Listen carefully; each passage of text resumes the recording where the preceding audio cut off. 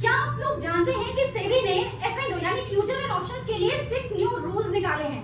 अब इन रूल्स का आप ट्रेडर्स के ऊपर क्या इंपैक्ट पड़ने वाला है और इस रूल्स के इम्प्लीमेंट हो जाने के बाद में क्या आप नॉर्मली इसी तरह से ट्रेडिंग कर पाएंगे या इससे आप लोगों की ट्रेडिंग पे बहुत ज्यादा ड्रास्टिक इफेक्ट पड़ेगा।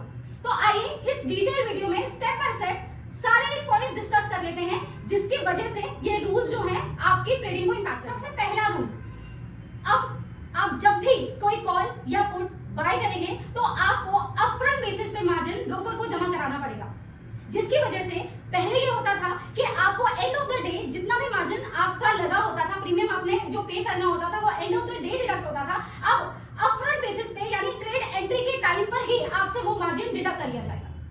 नंबर 2, मोस्ट इंपॉर्टेंटली, अब तक जितने भी लोग कैलेंडर स्प्रेड पोजीशन बनाकर ट्रेड करते थे, यानी कि जब भी आपने कैलेंडर स्प्रेड बनाया होता है, calendar spread position option strategy है जिसमें आप एक कॉल को बेचते हो और उसके अगेंस्ट कोई दूसरी ऑप्शंस को खरीद लेते हो और तब आपकी पोजीशन हेज मानी जाती है। इस पोजीशन के क्रिएट होने पर आपको एक अलग तरीके का मार्जिन बेनिफिट्स प्रोवाइड होता था। अब से सेबी ने एक्सपायरी वाले दिन पे कैलेंडर स्प्रेड के बेनिफिट्स देने बंद कर दिए हैं, जिसका इंपैक्ट ये होगा कि ट्रेडर्स फोर्स हो जाएंगे कि वो अपनी पोजीशन जो है एक्सपायरी से पहले ही रोल ओवर कर लेंगे। नंबर 3, ये सबसे ज्यादा इंपैक्टफुल है जो आप लोगों की ट्रेडिंग को सबसे ज्यादा हर्डल क्रिएट करेगा।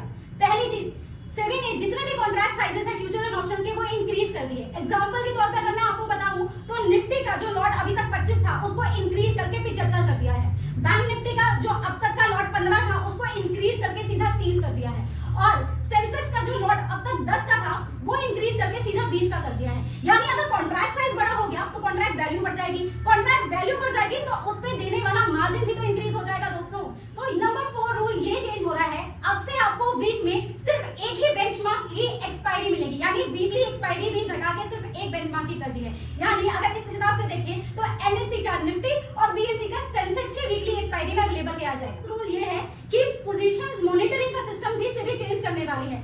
अब तक आपकी जो पोजीशन मॉनिटर होती थी वो डे वाइज बेसिस पे होती थी, लेकिन अब से सेबी दिन में 5 बार आप लोगों के पोजीशंस को मॉनिटर करेगा किसी भी स्पेक्युलेटिव एंट्री को ट्रेस करने के लिए।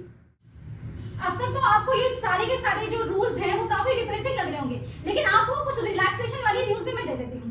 एनएसए ने 45 न्यू स्टॉक्स को एंट्री दी है फ्यूचर एंड ऑप्शंस में ट्रेडिंग के लिए, यानी आप टोटल 29 नवंबर से टोटल 45 न्यू स्टॉक्स जो है आपको फ्यूचर एंड ऑप्शन में अवेलेबल कराए जाएंगे, जिनमें ऐसे बहुत सारी कंपनीज भी शामिल हैं जिनका आप बहुत टाइम से बेसब्री से वेट कर रहे थे इनके फ्यूचर एंड ऑप्शंस को लेने, जैसे डीमार्ट, बीएसई, जियो फाइनेंस, अडानी ग्रुप के शेयर्स, पेटीएम और भी न जाने कितने सारे स्टॉक्स।